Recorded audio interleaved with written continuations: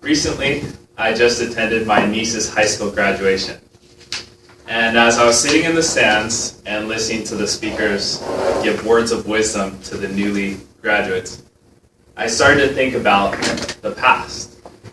Right? Isn't that what we do when we come to an end of something? We start to reflect on things past.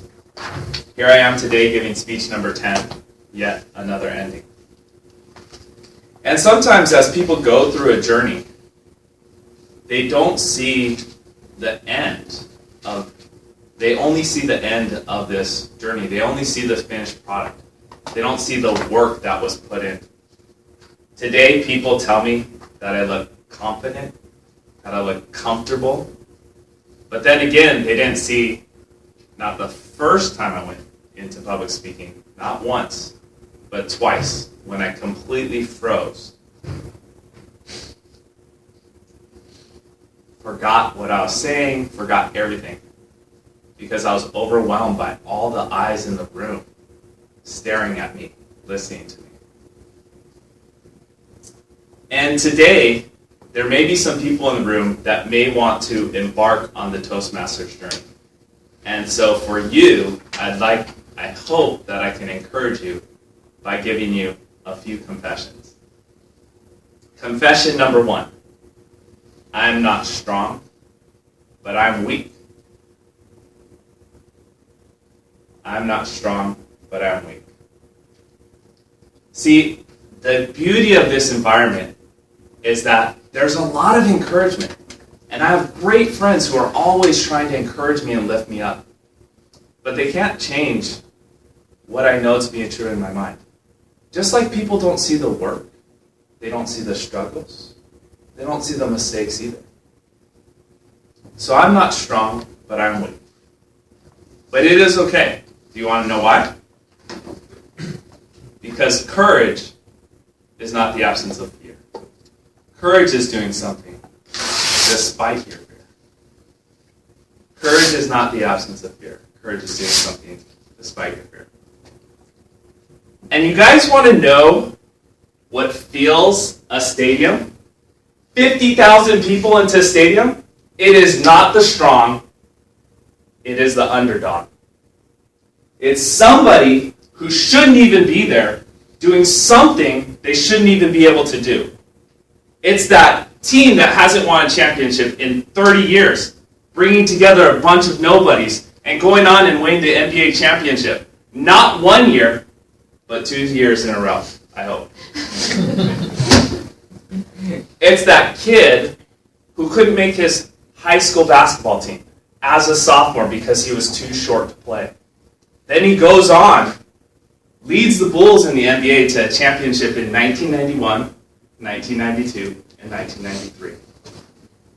Goes and retires, comes back, and does it again in 1996, 1997, and 1998.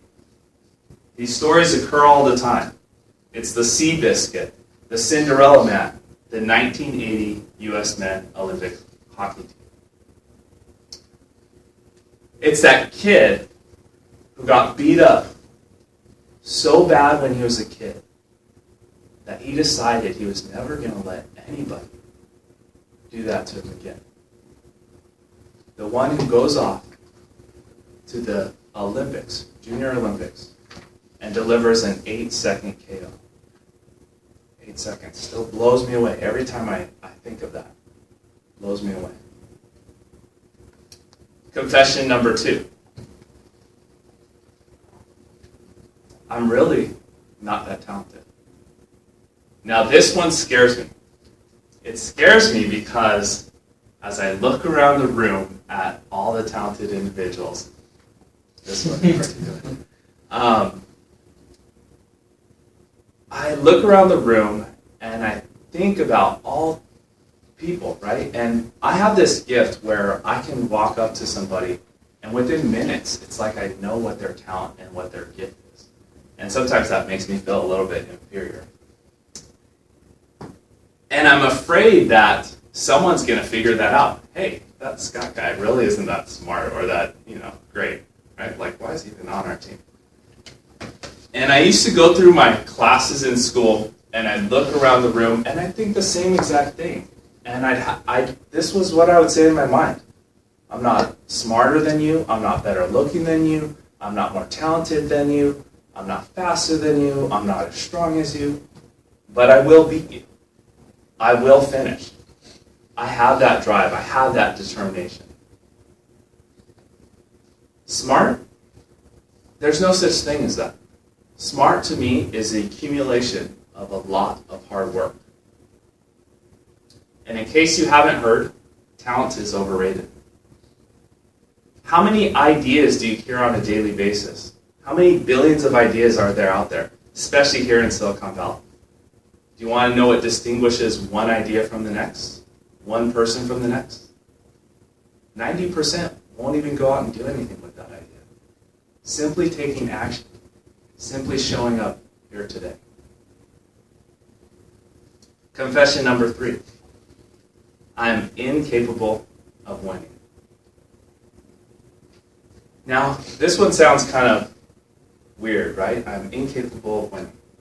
And I wish today as I gave this speak, I had the answers and the keys to success in all these things. I don't. I wish I could go out there and say, I'm going to make eBay a better place. I'm going to increase GMV by 10%. If I set my mind to it, I will do it. Right? Don't you wish you had that power to go out and say that? No, I don't. But what do I mean when I say that I'm incapable of winning? John Wooden, a college basketball coach from UCLA, he coached 27 seasons. One of those seasons was a losing season. That was his first season. The rest of the 26 were winning seasons. And he had this saying that basketball had a way of bringing out what was already inside of you when you went out onto the court. And so he didn't tell his kids, go out there and win. No, he didn't focus on that. He said that when you come off the court, I want to make sure that you left everything on the court. That you know that you played to the best of your ability. And he focused on each individual doing the best that they could. And of course, what happens?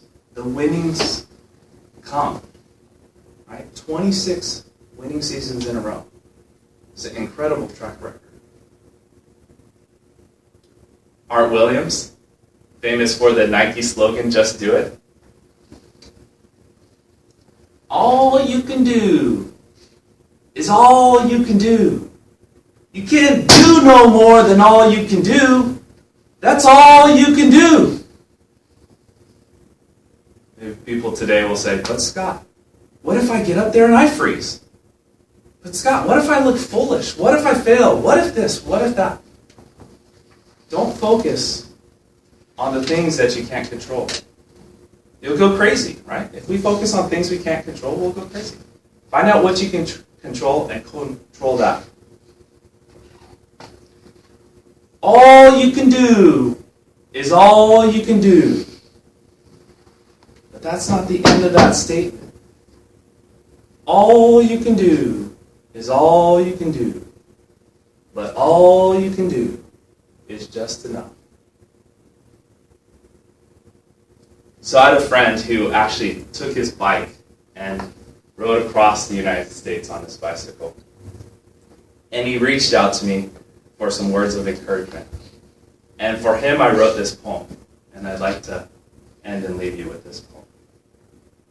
It's titled The Path to Greatness. The road to greatness starts with a deep sensation within you, where you just wish someone would believe in you. You just wish someone would give you a chance. You start because you're tired of losing. Then the daily disciplines, day in and day out, bring you to become someone you weren't even sure you could become. You see growth, and others see it too. You start to believe you were destined for greatness. You start to believe you can actually win.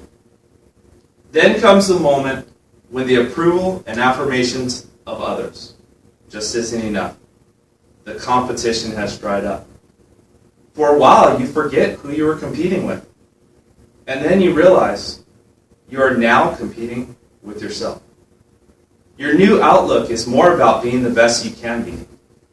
Your focus has moved from just beating others. When it comes to the end of something, whether it is school, a game, or just life, the scoreboard doesn't really matter. All you really want to be able to say is, I gave it my all. Thank you.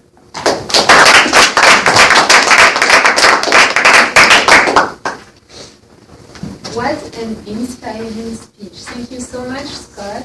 It was a great speech, and you put us in a lot of pressure. I really like that. Thank you.